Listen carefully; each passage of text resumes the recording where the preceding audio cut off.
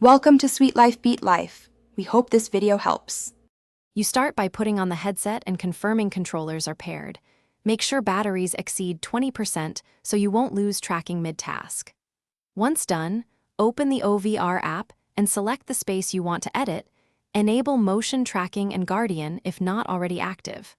Next, position your play area clear of obstacles and mentally mark the floor center and a grab point. Doing these first steps sets reliable tracking and consistent reference for dragging items later, so you avoid recalibration. You now enter edit mode and point at the object you want to move.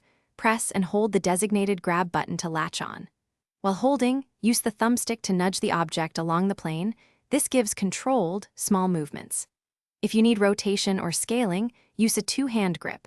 One controller holds while the other adjusts orientation or size. Also, press and hold the modifier grip to enter precision mode for micro adjustments. These techniques let you manage both course placement and exact alignment efficiently.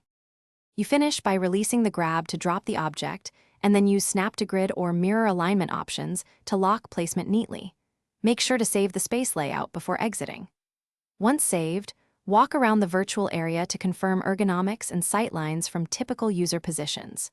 If you see drift or jitter after placement, recenter tracking immediately and recalibrate the Guardian, sometimes toggling motion tracking off and on clears residual offsets. This final check prevents uncomfortable misplacements and keeps interactions reliable.